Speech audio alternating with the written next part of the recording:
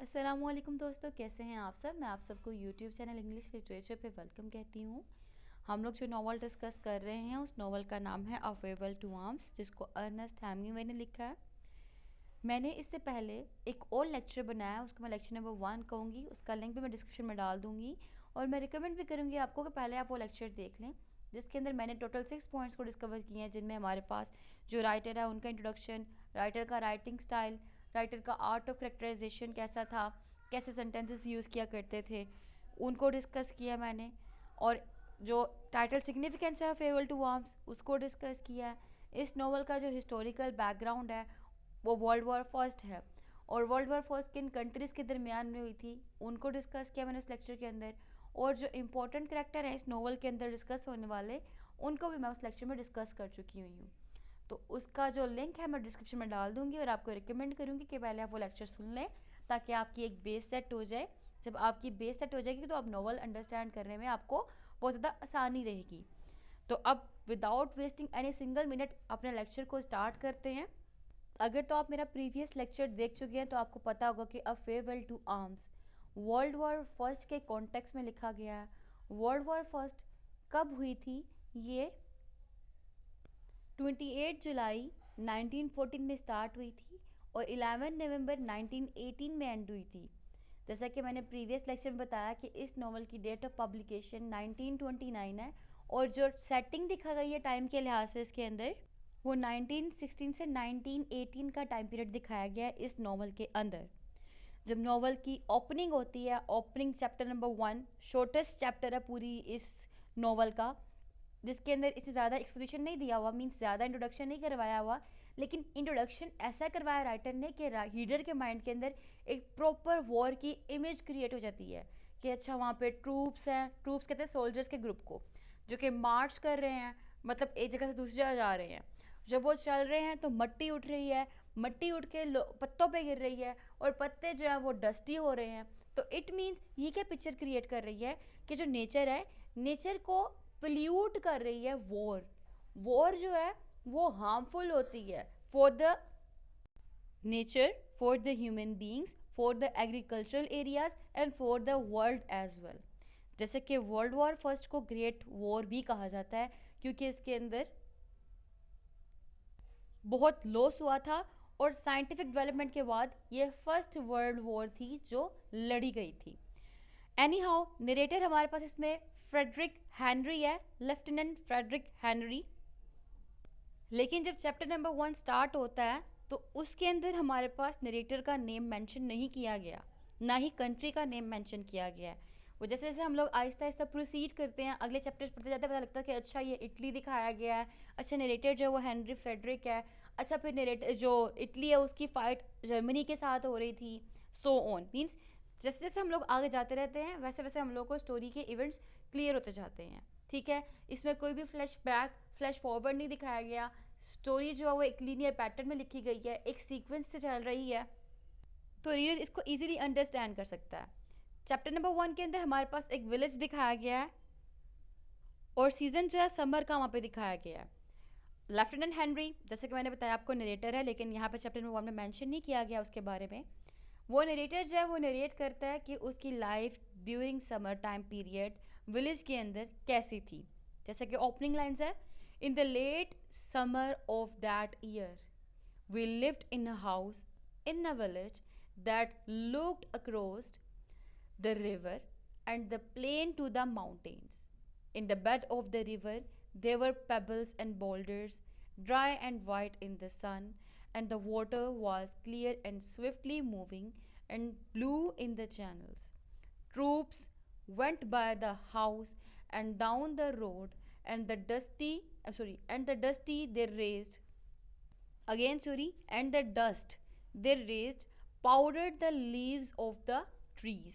तो क्या बताया गया यहाँ पे? कहता हम समर का टाइम पीरियड था, एक विलेज में रहते थे, वो बिल्कुल रिवर के बिल्कुल पास था और माउंटेन के बिल्कुल करीब था। वहाँ पे क्या सूरत हाल हो रही थी कि जो ट्रूप्स यानी कि सोल्जर के ग्रुप थे, वो मार्च करके जा रहे थे रोड से एक जगह से दूसरी जगह, लोगों के घर के सामने से गुजरते हुए। और जब वो जा रहे थे तो उससे डस्ट, मिट्टी उठ रही थी, और मिट्टी जो थी वो दरख्तों के पत्तों पे गिर रही थी, जिससे जो दरख्तों के पत्ते थे वो प्ल्यूट हो रहे थे, ठीक है, मीन्स टू से नेचर प्ल्यूट हो रही थी सोल्जर्स के आने से, नेचर प्ल्यूट हो रही थी वॉर के होने से। फिर थोड़ा सा आगे जाके राइटर बता रहा है, there was fighting in the mountains and at night we could see the flashes from the artillery. Means to say यहाँ पे उसने एक और वॉर पिक्चर दिखा दी कि माउंटेन्स के ऊपर जंग चल रही थी, लड़ाइयाँ हो रही थी, और रात के टाइम टाइम पे हम क्या, वो कितने जब धमाका होता है तो उसकी रोशनी फैलती है जगह पे, वो चीज़ें हम देख पा रहे थे। समर के बाद राइटर ने बताया कि ऑटम का सीजन था, तो जब ऑटम था तब भी ये फाइट कंटिन्यू थी, फाइट में कोई रुकावट नहीं आई थी। समर में तो डस्ट उड़ रही थी ना, लेकिन ऑटम के कहते सीजन के अंदर एनवायरनमेंट वेट हो चुका हुआ था। और वो वेट क्यों हुआ था? Due to rain. रेन एक इम्पॉर्टेंट सिंबल है जो throughout the novel discuss किया जाएगा। आपने ये लिख लेना क्योंकि इसकी ग्रेट सिग्निफिकेंस है। सिग्निफिकेंस क्या है, मैं one by one at the end जब सिंबल्स को डिस्कस करूंगी उसमें मैं आपको लास्ट में बताऊंगी। एनी हाउ, फिर कहता है विंटर का सीजन आया। विंटर में क्या हुआ, कंटिन्यूसली परमानेंट रेन रही। उस रेन से क्या आ गया, कॉलेरा फैल गया, कॉलेरा। और कॉलेरा से क्या हुआ, 7,000 पीपल जो थे उनकी डेथ हो गई थी। और यहाँ पे लिखा क्या हुआ है, मैं टेक्स्ट पढ़ के सुनाती हूँ आपको।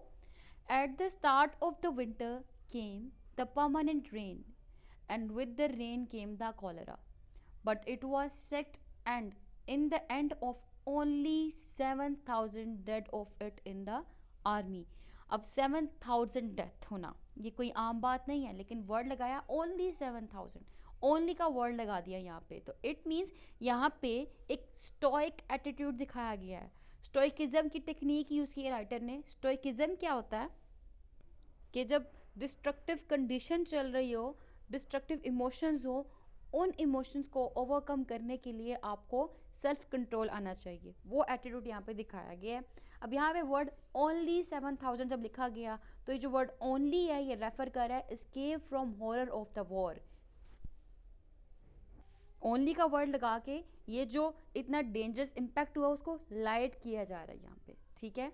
तो ये था फर्स्ट चैप्टर, जिस चैप्टर के अंदर हमने देखा कि पूरी की पूरी वॉर की पिक्चर क्रिएट की गई है, लेकिन कहीं पे भी नरेटर का नेम मेंशन नहीं है। बट हमें पता है नरेटर कौन है, हेनरी है। क्यों पता है? क्योंकि हम लोगों ने समरी भी पढ़ी हुई है और पूरे नॉवल के टेक्स्ट ऑलरेडी पढ़ चुके हुए हैं, इसीलिए। एनी हाउ, फिर बुक 1 का चैप्टर 2 स्टार्ट होता है। उसके स्टार्ट में बताया जाता है कि next year there were many victories, बहुत सी विक्ट्रीज होती हैं। उनमें से उन्होंने एक टाउन है, टाउन ऑफ गोरिजिया, इसको कैप्चर्ड किया होता है। और बताया जाता है कि नेक्स्ट अगस्त हेनरी जो है अपने यूनिट के साथ इस जगह पे मूव कर जाता है। ये जगह, ये बेसिकली कैप्चर्ड टाउन होता है, मीन्स ये जीता होता है, ये एक जीती हुई जगह होती है, विक्ट्री की होती है उन्होंने इस जगह की। अब हेनरी अपने दोस्तों के साथ, अपने यूनिट के साथ यहाँ पे तो आ गया, लेकिन जंग अभी भी खत्म नहीं हुई। जो नेक्स्ट माउंटेन्स थे वहां पे अभी तक जंग चल रही है। एनी हाउ, हेनरी कहता है वहां पे इस प्लेस पे टाउन ऑफ कुरीजिया के अंदर जो लाइफ थी ना, बड़ी आइडियलिक थी, बड़ी हैप्पीली हम लोग लाइफ स्पेंड कर रहे थे ओवर द फॉल, पूरे फॉल के टाइम पीरियड में। वहां पे कोई भी बैडली बॉम्बार्ड नहीं हो रहे थे, यानी कि इतने ज्यादा बुरे से धमाके नहीं हो रहे थे। उधर हॉस्पिटल्स भी थे, कैफे भी थे, और 2 ब्रोथल्स भी थे। ब्रोथल क्या होता है, प्रोस्टिट्यूशन की प्लेस, कि ऐसी जगह जहाँ पे प्रोस्टिट्यूट्स होती हैं, तवाइफ होती हैं। जैसे कि टेक्स्ट सुने, कोटेशन जो है बुक की लिखी हुई टेक्स्ट पे। lived in a house in the Gorizia that had a fountain and many thick shady trees in a walled garden and a wisteria wine purple on the side of the house. Now the fighting was in the next mountains beyond and was not a mile away. The town was very nice and our house was very fine. अच्छा, इसके बाद ना writer बताता है कि snow falling हो रही है, और कहता है एक दिन एक स्नोई इवनिंग में, रात का टाइम था, डिनर का वक्त था, हेनरी जो है, हेनरी का दोस्त था, दोस्त देखता है प्रीस्ट को और वो प्रीस्ट का मजाक उड़ाता है। प्रीस्ट यहाँ पे सिंबलाइज कर रहा है रिलीजन को, और दो मजाक उड़ाना मीन्स क्रिटिसाइज करना रिलीजन के ऊपर, ठीक है। तो प्रीस्ट का वो मजाक उड़ाता है, उसको मोक करता है, वो इंसल्ट करता है। इट मीन्स कि वो एथीस्ट हैं, ठीक है। वो रिलीजन को इम्पोर्टेंस नहीं देते, रिलीजन की वैल्यूज को वर्थ नहीं देते। एनी हाउ, यहाँ पे लिखा हुआ है प्रीस्ट की appearance. The priest was young and blessed easily and wore a uniform like the rest of us, but with a cross in a dark red velvet above the left breast pocket of his grey tunic. The captain spoke pidgin Italian. यहाँ पे word Italian use किया गया. It means के यहाँ पे जो बताई गई है कंट्री वो इटली बताई गई कि अब आके रिवील हुआ कि ये कंट्री जिसको ये सपोर्टर्स हैं, जिसके ये सोल्जर्स हैं, वो इटली के हैं. अच्छा, anyhow the captain spoke pidgin Italian for my doubtful benefit in order that I might understand perfectly that nothing should be lost. Priest today with girls. अब वो मजाक उड़ाता है, आज प्रीस्ट जो है ना वो लड़कियों के साथ था. ठीक है, कि कैप्टन कहता है मोक करते हुए, मजाक उड़ाते हुए. तो फिर कहता है कैप्टन, बाद में पूछता है उससे, not true asked the captain, today I see priest with girls. अगर से प्रीस्ट कहता है no, no said the priest. अब उसके बाद जो दूसरे ऑफिसर्स भी थे वो भी मिलकर इसका मजाक उड़ाने लग पड़ते हैं, तंग करना शुरू कर देते हैं प्रीस्ट को.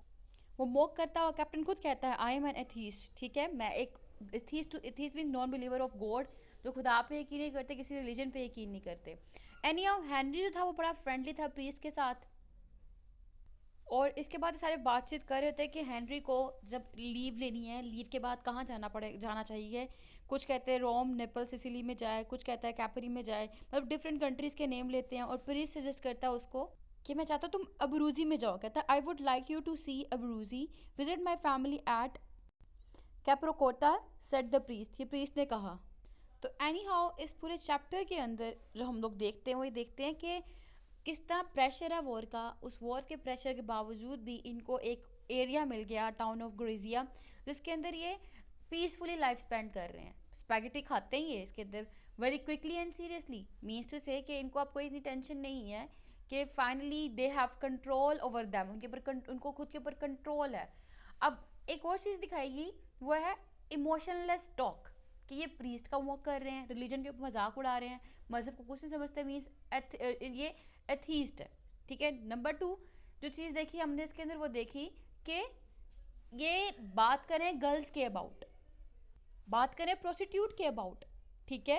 तो इट मीन्स कि इनके पास कोई इमोशंस नहीं है. ड्यू टू वॉर इनकी सोच है वो होलोनेस का शिकार हुई हुई है. अब इसके बाद जब नेक्स्ट चैप्टर स्टार्ट होता है तो हमें पता लगता है कि जो हेनरी है वो अपना ट्रिप करके वापस भी आ गया हुआ है. कहता है when I came back to the front we still lived in that town. कि जब मैं वापस आया उस फ्रंट पे हम फिर भी उसी टाउन में रह रहे थे. There were many more guns in the country around and the spring had come. कि स्प्रिंग का सीजन है. मीन्स हेनरी वापस आया अपने ट्रिप से और सीजन कौन सा है, स्प्रिंग का है. और हेनरी का एक रूममेट है रिनाल्डी. रिनाल्डी जो है ये एक सर्जन है. ठीक है, ये इसका रूममेट है और एक सर्जन है. हेनरी अपना सारा ट्रिप जो इसका सारा टूर था वो रिनाल्डी के साथ डिस्कस करता है कि मैंने ऐसा ऐसा किया. रिनाल्डी इसको बताता है कि इसको ना एक लड़की से मोहब्बत हो गई हुई है और इससे शादी करने वाला है. वो लड़की जो है एक इंग्लिश नर्स है, वो इसी टाउन में आई हुई है. उसका नाम कैथरीन बार्कले है. ठीक है, कैथरीन उसका नेम है. इसलिए ना रिनाल्डी कहता है मुझे तुमसे कुछ पैसे उधार चाहिए. वो हेनरी से ना पैसे लोन लेता है. ठीक है, किस लिए, इसलिए ताकि वो कैथरीन को इम्प्रेस कर सके. और रिनाल्डी का करेक्टर कैसे का है, रिनाल्डी का करेक्टर ऐसा है कि ये बहुत ज़्यादा इंटरेस्टेड होता है वुमेन के अंदर, औरतों की बातों के अंदर. ठीक है, ये इसको वुमेनाइजर कहा गया है नॉवल के अंदर ना, जैसा कि टेक्स्ट के अंदर बताता है. कहता है the room I shared with the lieutenant Rinaldi looked out on the courtyard. फिर उसके बाद रिनाल्डी पूछता है इससे कि what kind of time did you have. आगे से रिप्लाई करता है हेनरी मैग्निफिशेंट. फिर उसके बाद पूछता है tell me everything at once. बताता है I went everywhere, Milan, Florence, Rome, Naples, Villa San Giovanni, Messina, Taormina. Means different countries के वो नेम लेता है. तो आगे से कहता है रिनाल्डो उसको you talk like a time table, did you have any beautiful adventures. यहाँ पे ब्यूटीफुल ब्यूटीफुल एडवेंचर से क्या मुराद है कि क्या तुमने लड़कियों के साथ टाइम स्पेंड किया, क्या तुमने लड़कियों से कोई बातचीत की. Means to say they have nothing to discuss. कुछ भी करने के लिए इनके पास है नहीं फजूल इन चीज़ों के अलावा, इन इमोशंस के अलावा. इमोशनलेस लाइफ है इनकी. ठीक है. तो आगे से कहता है हाँ. पूछता है कहाँ कहाँ, वो डिफरेंट कंट्रीज के नेम लेता है. कहता है ज़्यादा मज़ा कहाँ पे आया तुम्हें. कहता है मिलानो के अंदर. फिर उसके बाद रिनाल्डी अपना एक्सपीरियंस एक्सप्लेन करता है कि मुझे जो है ना एक लड़की पसंद आ गई है, जो मैंने आपको बताया था अभी थोड़ी देर पहले. टेक्स्ट में लिखा हुआ है we will go now this afternoon and see, and in the town we have beautiful English girls. I am now in love with Miss Barclay. I will take you to call. I will probably marry Miss Barclay. और यहाँ पे एक और point है कि situation कौन सी चल रही है? वॉर की इंटेंस सिचुएशन चल रही है। तो उस वॉर की इंटेंस सिचुएशन से escape के लिए ये women की बातें करते हैं, ठीक है? तो बेसिकली मिस बार्कले की बात करना या खवातीन की बात करना, औरतों की बात करना is a source of escape from the reality. Reality क्या है वहाँ पे? War, danger. उस डेंजर से निकलने के लिए सब कुछ इसके अंदर इंडल्ज हो रहे हैं। तो बेसिकली एक क्वेश्चन भी इसका बड़ा इंपॉर्टेंट है। क्वेश्चन है, discuss the various ways in which characters seek solace from the pains of a war ravaged world. In the end, what does the novel suggest about such comforts? तो उसके अंदर एक point हम ये भी add करेंगे, जो रोनाल्डी का विमेन के अंदर जाना, हेनरी का कैथरीन के पास जाना, और ड्रिंकिंग करना, हेनरी का प्रोस्टिट्यूशन के पास जाना, जो डिफरेंट कंट्रीज में प्रोस्टिट्यूट के पास गया, ठीक है? सेम रोनाल्डी का प्रोस्टिट्यूशन के पास जाना, ठीक है? तो ये भी हम लोग एक मीन्स इसके अंदर ऐड कर सकते हैं। अच्छा, नेक्स्ट बात करते हैं हम लोग आगे की। जैसे मैंने अभी बात की कि हेनरी का ड्रिंकिंग ये भी एक सोर्स ऑफ एस्केप था, तो यहाँ पे कोटेशन आप कोट कर सकते हैं, I had drunk much wine, ठीक है? कि कोटेशन ऐड कर सकते हैं आप लोग। अच्छा, एनी हाउ, प्रीस्ट जो था उस रात जब ये वापस आया बड़ा अपसेट था, क्योंकि उसको पता लगा कि हेनरी जो है वो इसकी फैमिली के पास नहीं मिला, इसकी फैमिली के पास अब्रूजीम नहीं गया वो। लेकिन एट द सेम टाइम जो डिफरेंट सोल्जर्स थे वो प्रीस्ट का फिर से मजाक उड़ाने लग पड़ते, कहते priest not happy without girls. तो प्रीस्ट कहता है, I am happy said the priest. फिर वो कहते हैं, priest not happy, priest wants Austrians to win the war. The captain said. The others listened. The priest shook his head. No, he said. Priest wants us never to attack. Do not you want us never to attack? आगे से priest कहता है, No, if there is a war, I suppose we must attack.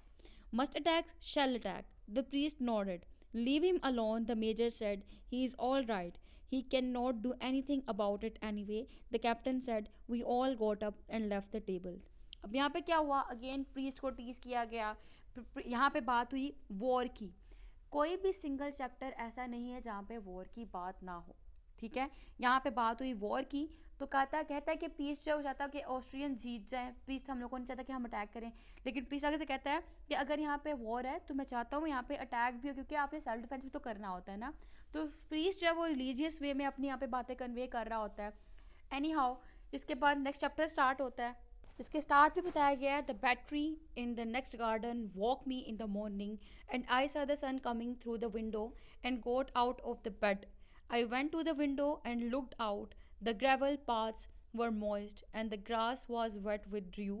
The battery fired twice and the air came each time like a blow and shook the window and made the front of my pajamas flap. I could not see the guns, but they were evidently firing directly over us. It was a nuisance to have them there, but it was comfort that they were no bigger. अब यहाँ पे क्या हुआ? बिल्कुल ही इसकी opening के chapter में बता दिया गया कि इसने गन्स की आवाज़ें सुनी है। सोया हुआ था हेनरी, गन्स की आवाज़ें हुई जिससे हेनरी उठ गया। और फर्दर भी चैप्टर में बताया कि हेनरी का प्रोफेशन क्या था, ये एक एम्बुलेंस ड्राइवर था। ये जितनी भी कंडीशन थी एम्बुलेंसेस की और मैकेनिक्स वगैरह की और मशीन्स की, उनको डिस्कस करता है, जैसे कि टेक्स्ट में लिखा गया हुआ है। 10 cars were lined up side by side under the long shed. They were top heavy, blunt nosed ambulances, painted grey and built like moving vans.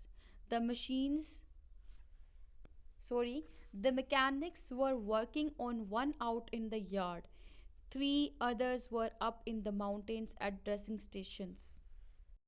फिर उसके बाद ये वापस अपने रूम में आता है। रोनाल्डी कहता है हेनरी से कि आओ मेरे साथ, हम कैथरीन से मिल चलते हैं। पहले ये ड्रिंक करते हैं, उसके बाद एक कैथरीन को मिल जाते हैं ब्रिटिश हॉस्पिटल में, ठीक है? जाके उस हॉस्पिटल का गार्डन है, वहाँ जाके इनकी मुलाकात होती है कैथरीन से। रोनाल्डी जो है वो एक और नर्स है वहाँ पे, उसका नाम हेलन है, उससे बातें कर रहा होता है। हेनरी जो है वो कैथरीन की ब्यूटी को देख के हैरान हो जाता है, स्ट्रक हो जाता है। और उसके हेयर, कैथरीन के हेयर भी बहुत इंपॉर्टेंट है, ये भी एक सिंबल है, इसको भी नोट कर लीजिएगा। और उसके हेयर की ब्यूटी को देख के भी उसकी आइज़ वहीं की वहीं स्ट्रक हो जाती हैं। और जब कैथरीन और हेनरी बातें कर रहे होते हैं तो पता लगता है कि हेनरी जो है वो एक्चुअली में इटालियन आर्मी का पर्सन तो है, बट इन रियलिटी वो इटालियन मेंबर नहीं है, वो इटली से बिलोंग नहीं करता। कैथरीन पूछती है इसने इटालियन आर्मी क्यों ज्वाइन की, तो वो उसको अपना रीज़न एक्सप्लेन नहीं कर पाता। कैथरीन के पास एक लेदर बाउंड स्टिक होती है जो बताती है कैथरीन कि ये इसकी फियोंसे की है और इसका फियोंसे लास्ट ईयर बैटल में यानी कि वॉर में मारा गया हुआ है। फिर जब ये दोनों बातें कर रहे हो तो हेनरी उसमें एडमिट करता है कि he has never loved anyone. वो पूछती है, have you ever loved anyone? No, I said. फिर उसके बाद जो है ये दोनों, हेनरी और कैथरीन, कैथरीन की जो फियोंसे की डेथ हुई होती है उसके अबाउट और वॉर के अबाउट डिस्कशन शुरू कर देते हैं। फिर हेनरी और रिनाल्डी जो है वो लीव कर जाते हैं, छोड़ के चले जाते हैं जगह को। और रिनाल्डी नोट करता है कि कैथरीन ने तो ज़्यादा टाइम मेरे साथ स्पेंड ही नहीं किया, कैथरीन ने मुझे मुझसे जगह मेरी जगह हेनरी को प्रेफरेंस दी थी। यहाँ पे आगे पता लगा हम लोगों कि हेनरी जो है उसका करैक्टर थोड़ा सा कि Henry never loved anyone. Henry जो है उसके लिए लव मैटर नहीं करता। हेनरी एक एम्बुलेंस ड्राइवर के तौर पे काम कर रहा है। और कैथरीन, कैथरीन जो है वो वंस इन लव्ड, ठीक है, एक दफ़ा एक मोहब्बत में थी, वो फियोंसे की उसकी मोहब्बत थी, फियोंसे की डेथ हो चुकी थी। बाकी पूरा बैकग्राउंड नहीं बताया कैसे कैसे हुई, कहाँ हुई, किस तरह हुई, बस इतना बताया कि वॉर में डेथ हो गई थी, ठीक है, डिटेल नहीं बताई उसके अबाउट। और पता लगता है कि कैथरीन के लिए love is like a game. क्यों? क्योंकि अभी तक उसने उसकी जो वो स्टिक थी पकड़ी हुई है, like a toy riding crop, ठीक है। हेलन, हेलन फ्रेंड थी कैथरीन की। अब तक हम लोग का एक क्लियर हो चुका है। फिर नेक्स्ट चैप्टर शुरू होता है। फिर उसके बाद पता लगता है कि हेनरी दोबारा से मिस बार्कले से मिलने गया है, लेकिन कैथरीन ड्यूटी पे होती है। वो उसे कहती है कि मैं तुमसे नहीं मिल पाऊंगी। He is told to return at night, कि रात को आना, अभी मैं तुमसे नहीं मिल पाऊंगी, मैं बिजी हूँ। फिर डिनर के बाद हेनरी दोबारा मिलने जाता है कैथरीन से। फिर हेलन जो है उनकी दोस्त कैथरीन की, वो उसको अकेला छोड़ देती है। दोनों इकट्ठे होते हैं वहाँ पे, दोनों फिर बातें शातें करना शुरू कर देते हैं। कैथरीन बताती है कि कैथरीन जो है वो VAD है, वॉलंटरी एड डिटैचमेंट। फिर उसके बाद ये दोनों बातचीत करना शुरू कर देते हैं। जब टाइम स्पेंड करे तो हेनरी इसको पकड़ने की कोशिश करता है, फिर कैथरीन उसको रख के थप्पड़ मारती है। बाद में वो माफ़ी भी मांगती है उससे, और उसकी बात को हेनरी समझ भी जाता है। एनी हाउ उसके बाद हेनरी उसको हंसाता है कैथरीन को, फिर दोनों इकट्ठे टाइम स्पेंड करते हैं। कैथरीन रोना शुरू कर देती है, उसे कहती है, oh darling, she said, you will be good to me, would not you? वो उससे पूछती है कि क्या क्या तुम मेरे साथ अच्छे नहीं रहोगे? फिर ये कहती है, you will, would not you? She looked up at me, because we are going to have a strange life. तो ये चैप्टर सेंसुअलिटी बेस्ड था, और इस चैप्टर के अंदर पता लगता है कि हमारा कैथरीन और हेनरी दोनों का रिलेशनशिप प्रोग्रेस होता है। फिर कुछ देर बाद मेडिकल एड पोस्ट के लिए हेनरी आता है कैथरीन के पास, उसका इंतज़ार कर रहा होता है। हेनरी इसके पास, कैथरीन इसके पास आती है, हेनरी से पूछता है कि तुम मुझसे प्यार करती हो? तो कहती है कि मैं तुमसे प्यार करती हूँ। फिर हेनरी से कहता है मैं तुम्हें कभी भी छोड़कर नहीं जाऊंगा। और इसके बाद हेनरी सोचता है कि थोड़ा सा क्रेजी तो है, लेकिन वो क्या कहता है कि तवाइफों के पास प्रोस्टिट्यूट जाने से बेहतर है कि बंदा यहाँ पे ही आ जाए। मीन्स वो इसके लिए एक गेम है, ये इसको एज अ गेम ट्रीट कर रहा है, ठीक है।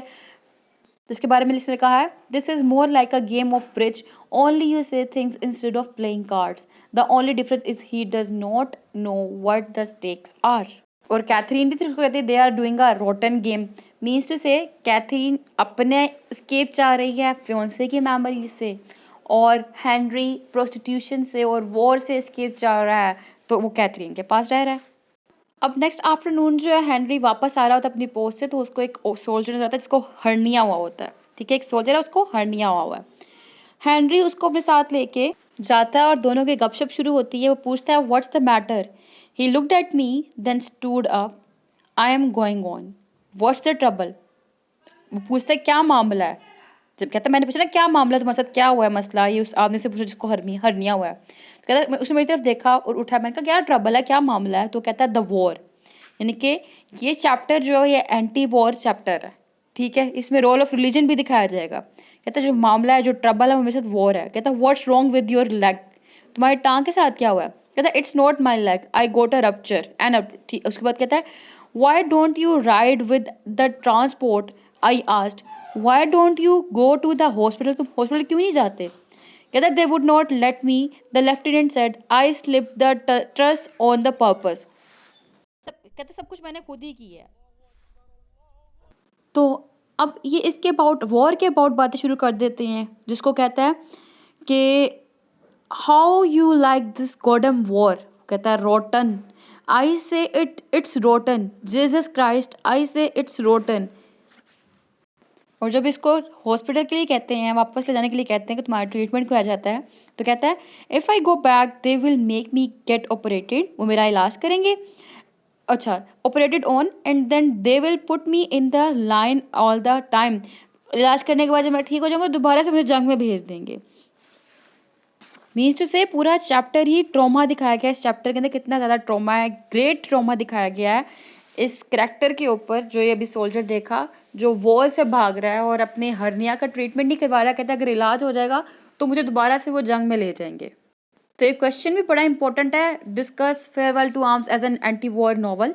तो उसमें हम लोग इसका रेफरेंस दे सकते हैं। इसके अलावा जो पीछे बिहेवियर रहा है प्रीस्ट का और जो सोल्जर्स थे उनका, वो भी हम रेफरेंस के अंदर कोट कर सकते हैं। अच्छा, इसके बाद ना स्टोरी थोड़ी प्रोसीड होती है, आगे जाती है। आगे जाके हेनरी ना बैटलफील्ड में जाता है। बैटलफील्ड में जब वो जाता है तो वो वाउंडेड हो जाता है, वो जख्मी हो जाता है। जख्मी होने के बाद ना उसको मिलान के अंदर एक हॉस्पिटल है, वहां लाया जाता है रिकवर होने के लिए।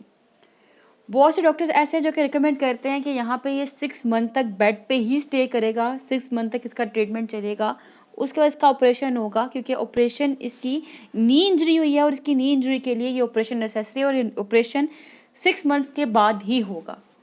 अब हेनरी को ये बात बर्दाश्त नहीं थी कि मैं 6 माह तक बेड के ऊपर ही लेटा रहूंगा।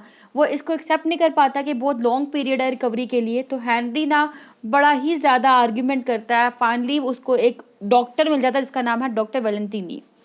डॉक्टर वैलेंटिनी जो है ना वो एग्री हो जाते हैं इसके ऑपरेट करने के लिए कि वो इमीडिएटली इसका ऑपरेशन कर देंगे। ये सुनने के बाद हेनरी बड़ा खुश होता है और फाइनली क्या होता है, हेनरी को पता लगता है कि जिस जगह पे मिलान में जिस हॉस्पिटल के अंदर ये है ना, वहां पे कैथरीन की भी ड्यूटी लगा दी गई है। कैथरीन भी यहाँ पे ट्रांसफर होके आ रही है। ये सुनने के बाद हेनरी और ज्यादा खुश हो जाता है। और कैथरीन जब इस हॉस्पिटल में आती है तो उसी के अंडर, यानी कि ये हेनरी उसको दे दिया जाता है। कैथरीन उसका ख्याल रखती है। अब ड्यूरिंग फॉलोइंग मंथ्स, उस मंथ्स के ड्यूरेशन के अंदर जो कैथरीन और हेनरी का रिलेशनशिप बहुत ज्यादा इंटेंसिफाइज हो जाता है। वो रिलेशन पहले जो कि एक गेम था, एक रोटन गेम था, एक प्लेफुल गेम था, अब वो प्लेफुल गेम से चेंज हो जाता है लव के अंदर, and their love becomes powerful and real. अब इस ड्यूरेशन में ये था कि जैसे ही हेनरी की जो डैमेज लेग थी उसने हील होना था, उसके होने के बाद आर्मी ने उसको 3 लीव्स दी थी, 3 वीक्स की लीव्स दी थी, जिसके लिए इसको कहा गया था कि 3 वीक्स की लीव पे ये रेस्ट कर सकता है। उसके बाद ये वापस फ्रंट पे वापस आएगा। फ्रंट मीन्स जिस जगह बैटल हो रही होती है उस जगह पे इसने वापस जाना है। अब क्या करता है, ये कोशिश करता है कि एक प्लान बनाए अपना कैथरीन के साथ। लेकिन जब ये कैथरीन के साथ ट्रिप का प्लान करता है उस टाइम पे कैथरीन इसको रिवील करती है दैट शी इज प्रेग्नेंट, कि वो प्रेग्नेंट है, वो माँ बनने वाली है। और इसी डे पे ये रिवील होता है कि हेनरी जो है उसको जॉन्डाइस हो गया हुआ है। अब वहां पे एक सुपरिटेंडेंट थी जिसका नाम था मिस वैन कैंपमैन। मिस वैन कैंपन जो है वो सुपरिटेंडेंट थी इस हॉस्पिटल की। वो एक्यूज करती हैं कि हेनरी को तुम ये डिजीज खुद अपने ऊपर लेके आए, तुमने बहुत ज़्यादा ड्रिंकिंग की है, क्योंकि वो डिस्कवर कर लेती हैं कि हेनरी ड्रिंकिंग करता रहा है और हेनरी की जो ड्रिंकिंग की बॉटल्स थी, जो वाइन की बॉटल्स थी, वो उसके बेड से नीचे उसको मिलती हैं। और ये सोचते हैं कि हेनरी ने ये एक्सेसिव ड्रिंक इसीलिए की है ताकि ज़्यादा बीमार हो जाए और अपनी ड्यूटी पे ना जाए, ठीक है, avoid his duty as a service man. तो मिस वैन कैंपेन क्या करती हैं, जो हेनरी की लीव्स होती हैं उसको रिवोक्ट कर देती हैं और उसको दोबारा से फ्रंट पे भेज देती हैं। जैसे इसका जॉन्डिस रिकवर हुआ दोबारा से हेनरी चला गया फ्रंट पे। वो जो 3 वीक्स की लीव थी वो खत्म, ठीक है, वो खत्म कर दी, वो रिवोक्ड कर दी। किसने? मिस वैन कैंपन ने। ये कौन थी? ये सुपरिटेंडेंट थी हॉस्पिटल की। अब जैसे ये क्या हुए, अलग हुए, कौन? हेनरी और कैथरीन, क्योंकि हेनरी वापस जा रहा था। तो उस टाइम पे ये प्लेज करते हैं देयर डिवोशन के, their mutual devotion, means say they will be loyal to each other, और ये हमेशा एक दूसरे से प्यार करते रहेंगे, इस चीज का वादा करते हैं। एनी हाउ हेनरी वापस आता है फ्रंट की तरफ। जब ये फ्रंट पे वापस आता है तो देखता है वहां पे जो इटालियन फोर्सेस थे वो अपने मैन पावर को, अपने ग्राउंड को डे बाय डे डेली ही लूज करते जा रहे हैं। हेनरी के अराइवल के बाद बम्बार्डमेंट स्टार्ट हो जाती है, यानी कि एक अच्छे खासे बमबारी होती है, ब्लास्ट होते हैं। फिर उसके बाद जो जर्मन ट्रूप्स थे वो आके जितनी भी इटालियन लाइन्स थे उनको तोड़ना शुरू कर देते हैं। इट मीन्स कि जो ये वॉर हो रही थी इटली और जर्मनी के दरमियान में हो रही थी। हेनरी अपनी एक एम्बुलेंस की टीम बनाता है, ठीक है, एम्बुलेंस ड्राइवर्स की, और उनको जितने भी ट्रूप्स होते हैं उनको इवैक्यूएट करने के लिए लेके जाता है। मींस एक डेंजर प्लेस से सेवर प्लेस पे ट्रांसफॉर्म करने के लिए लेके जाता है। उनके अंदर जो लोग इंक्लूड होते हैं उनमें यहाँ पे मैंने लिखा हुआ है 2 Italian engineering sergeants and 2 Italian girls, some other drivers. इन सब के साथ वो ट्रैवल करता है। अब इस जर्नी के दौरान जब इनकी जो एम्बुलेंस है वो स्ट्रक हो जाती है, उस ड्यूरेशन के अंदर हेनरी एक ड्राइवर को मार देता है, एक ड्राइवर जो है वो खुद ही ख़त्म हो जाता है, एक ड्राइवर सरेंडर कर देता है। अब इसके बाद जब हेनरी वापस आता है तो उनमें से जो इटालियन आर्मी होती है वो एक्यूज़ करती है हेनरी को कि हेनरी जो है ये इटालियन डिफीट का कॉज है, हेनरी एक धोखेबाज है, ये इटली को सपोर्ट नहीं कर रहा, ठीक है, और ये हेनरी को मारने के लिए प्लान करते हैं। अब हेनरी जानता था कि ये हेनरी को लाइक क्योंकि ये एक ब्लेम था कि इल्ज़ाम लगाया था हेनरी के ऊपर, हेनरी जो धोखा नहीं दे रहा था इटालियन आर्मी को। एनी हाउ उन्होंने इसके ऊपर ब्लेम लगा दिया और वो इसको एग्जीक्यूट करना चाह रहे थे, इसको मारना चाह रहे थे। हेनरी ये सब कुछ जानते हुए अपने आप को वहाँ से बचाकर रिवर में छलांग लगा देता है। छलांग लगाने के बाद वो वहाँ से स्विमिंग करता हुआ निकल जाता है और वो मिलान की तरफ जाता है विया ट्रेन। अब वो आर्म्स को फेयरवेल कह चुका है, मीन्स आर्मी को फेयरवेल कहकर कैथरीन के पास जा रहा है। स्टेरसा नाम की एक सिटी होती है, एक टाउन होता है, उस टाउन के अंदर इसको कैथरीन मिलती है। अब जो आर्मी है वो तो ढूंढ रही है हेनरी को, और कैथरीन और हेनरी दोनों स्ट्रेसा में है। उस जगह से दोनों स्केप करने का प्लान बनाते हैं कि हम लोग को कहीं आर्मी आके हेनरी को अरेस्ट ना कर ले, इसलिए दोनों नाइट टाइम पे बोरोड बोट लेते हैं और उस बोट के थ्रू जर्नी करते हुए विया रिवर स्विट्जरलैंड पहुंच जाते हैं। वहां पे ये अपनी बड़ी ही पीसफुल लाइफ गुजारते हैं। स्विट्जरलैंड में ये अल्पाइन टाउन होता है जिसको मॉन्ट्रिक्स कहा जाता है, यहाँ पे नेम लिखा हुआ है, स्विस टाउन ऑफ मॉन्ट्रिक्स। वहां जाके अपनी लाइफ को गुजारना शुरू कर देते हैं और दोनों एग्री हो जाते हैं इस बात पे कि जो वॉर है ये उसको हमेशा के लिए पीछे छोड़ दें। लेकिन समहाउ समवेयर जो हेनरी है वो कहीं ना कहीं इसका गिल्ट फील करता है कि वो जितने भी मैन थे फ्रंट लाइन के ऊपर उनको अकेला छोड़ आया, उनके साथ मिलकर लड़ नहीं पाया। बट एनी हाउ उसके बाद ये दोनों अपनी लाइफ बड़े ही हैप्पीली स्पेंड कर रहे होते हैं, पीसफुल लाइफ, ब्यूटीफुल लाइफ गुजार रहे होते हैं। फिर जब स्प्रिंग का टाइम आता है तो दोनों कपल लुज़ेर्न में मूव कर जाते हैं। ये स्पेलिंग है, ये बिल्कुल हॉस्पिटल के पास है प्लेस। अब एक दिन क्या होता है, एक दिन अर्ली मॉर्निंग कैथरीन को लेबर पेन शुरू हो जाता है। अब उसकी डिलीवरी का टाइम होता है, वो टाइम बहुत ही पेनफुल, बहुत ही कॉम्प्लिकेटेड होता है उसके लिए। ये एक स्टिल बॉर्न बेबी बॉय को पैदा करती है। Still born baby boy means ऐसा बच्चा जो कि मरा हुआ पैदा होता है, ठीक है। जब उसकी बर्थ होती है और सेम टाइम पे at the time of the night Catherine को बहुत ज़्यादा हैमरेज होता है, उस हैमरेज की बेस पे कैथरीन की भी डेथ हो जाती है। रेन हो रही होती है through out this time period के अंदर। हेनरी जो है उसके बिल्कुल पास खड़ा होता है जब तक उसकी डेथ नहीं हो जाती, बिल्कुल उसके पास रहता है। वो उसको गुड बाय करने की कोशिश करता है but can not, he walks back to the hotel in the rain. इसको कोटेशन में इस तरह से बताया गया है टेक्स्ट के अंदर, outside the room in the hall I spoke to the doctor, is there anything I can do tonight. आगे से डॉक्टर कहता है no there is nothing to do, can I take you to your hotel. आगे से कहता है no thank you, I am going to stay here a while. फिर आगे से डॉक्टर कहता है I know there is nothing to say, I can not tell you. No I said there is nothing to say. फिर doctor कहता है good night, he said I can not take you to your hotel, no thank you, it was the only thing to do. मतलब throughout the text and पता लगता है कि उसकी death हो गई, तो वो कहता है but after I had got them out and shut the door and turned off the light, it was not any good, it was like saying goodbye to a statue. After a while I went out and left the hospital and walked back to the hotel in the rain. Again rain यहाँ पे mentioned है, तो rain किसी great symbolic significance है। Death होगी, लड़की की भी डेथ हो गई, उसकी बेटे की भी, और इसकी लाइफ आइसोलेटेड, और इसकी बिलीवर्ड ने इसको फेयरवेल कह दिया और इसने अपनी बिलीवर्ड को फेयरवेल कह दिया, जबकि ये अपनी बिलीवर्ड को लास्ट टाइम पे गुड बाय भी ना कह सका इसके अकॉर्डिंग, ठीक है। तो ये था farewell to arms means farewell to beloved and farewell to army as well. इसमें जो इम्पोर्टेंट सिंबल मैंने बताया था आपको रेन का था। जब भी रेन हुई है तो रेन से कैथरीन को भी खौफ आया। रेन जो थी उसने हमेशा डेथ क्रिएट किए। रेन जो है यहाँ पे फोर शेडोइंग की टेक्निक भी यूज़ करा था राइटर। और रेन से ही जब रेन हुई थी तभी इसकी वाइफ की भी डेथ हुई, तभी इसके बच्चे की भी डेथ हुई, और तभी इसकी लाइफ आइसोलेटेड रह गई, अलोन रह गई, और तभी ये अकेला ही रेन के अंदर वापस घर गया था। एनी हाउ नेक्स्ट सिंबल जिसके अंदर है वो स्नो का। स्नो है natural symbol of beauty and affection है। फिर इसके बाद कोलरा का सिंबल है। कोलरा जो है वो फिजिकल एंड स्पिरिचुअल डिजीज थी, उसको सिंबलाइज कर रहा है। कैथरीन के हेयर जो है वो आइसोलेशन को और सिडक्शन को सिंबलाइज कर रहे हैं। फिर उसके बाद जो है टाइटल मैंने आपको बता दिया कि वो बिलीवर्ड के फेयरवेल को भी और आर्मी के फेयरवेल को भी सिंबलाइज कर रहा है। रिवर जो है सिंबलाइज करता है रीबर्थ को, एस्केप को, डिपार्चर को, इम्पोर्टेंट थीम इसका लव एंड वॉर है। लव हमने देखा थ्रू पैरेलल चल रहा है, और वॉर भी हमने देखा पैरेलल चल रहा है, दोनों थीम साथ साथ चल रहे हैं आपस में इसके अंदर। इंपॉर्टेंट कोटेशन मैं आपको बताती चलूँ, जो एंटी वॉर है यानी कि वॉर के रेलेवेंट है, डिफरेंट कैरेक्टर्स ने जो कही है। नंबर 1 पे हम कहते हैं पेसिनी की कोटेशंस, ये हेनरी का सबऑर्डिनेट है, इसने कहा war will go on forever unless one side stop living. Number 2, there is nothing worse than war. Number 3, there is nothing as bad as war. Number 4, war is not won by victory. Number 5, everybody hate this war. फिर है कुछ views और, जिसमें Catherine का view है, Catherine और Henry, इन दोनों का व्यू जो अबाउट वॉर है, कहते हैं let's drop the war, it's very hard, there is no place to drop it, I know I would not be killed, not in this war, it did not have anything to do with me. अब इसके अलावा जो quotation मैं आपको बताने लगी वो है प्रीस्ट की, कहता है I hate the war.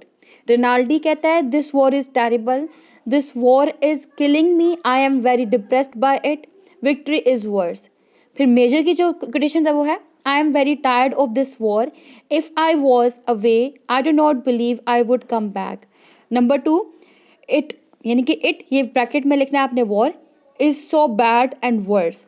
Soldier जो है वॉकिंग कर रहा था अपनी लिम्प लेग के साथ, मीन्स जिसको हर्निया था, वो कहता है आई एम गोइंग ऑन। आगे से हेनरी कहता है व्हाट्स द ट्रबल, सोल्जर कहता है द वॉर। नेक्स्ट क्वेश्चन है how do you like this goddamn war, वो कहता है rotten, I say it's rotten Jesus Christ, I say it's rotten. फिर हेनरी कहता है everybody hates war, it does not finish, there is no finish to a war. ये second quotation है। तो ये कुछ कोटेशन थी अबाउट वॉर। जिस तरह के मैंने बताया कि एंटी वॉर नॉवल है, तो ये एंटी वॉर के अंदर आप कोटेशन ऐड कर सकते हैं। नेक्स्ट मैंने आपको इंपॉर्टेंट क्वेश्चंस का बताया था ना, जिस तरह भी हमने एंटी वॉर को डिस्कस किया, वैसे ही एक और है वो सुलेस का, जब मैंने बताया था हेनरी प्रोस्टिट्यूशन में लेता है और ड्रिंकिंग में लेता है। सेम कैथरीन जो है वो फियोंसे की डेथ के अंदर, सुडिक्शन के अंदर, और फियोंसे की जो स्टिक थी उसमें अपना स्लेस ले रही है। रिनाल्डी विमेन में ले रहा है, प्रीस्ट फेथ इन गोल्ड में ले रहा है। इसके अलावा सबके सब अल्कोहल में अपना वो ले रहे हैं, स्लेस ले रहे हैं, और वॉर से एस्केप ले रहे हैं उसके थ्रू। सारे के सारे जो है मोस्टली लव को एज अ शेल्टर यूज कर रहे हैं। जैसा कि कुछ कोटेशन आप इसमें कोट कर सकते हैं, wine is a great thing, help to forget about everything, ये कैथरीन कहती है। नंबर 2 पे है I need a brandy, I need a wine, ये हेनरी कहता है। नंबर 3 पे है perhaps we should have a drink, ये रिनाल्डी कहता है। और theme of love and war, ये बहुत इंपॉर्टेंट क्वेश्चन है इसका, क्योंकि दोनों इंटरलिंक चल रही है, पैरेलल चल रही है साथ साथ आपस में। इसमें टाइटल की सिग्निफिकेंस को भी आप कोट कर सकते हैं। तो यहाँ पे हमारा लेक्चर हुआ कंप्लीट। आई होप ये वीडियो आपके लिए बहुत ज़्यादा हेल्पफुल रही होगी।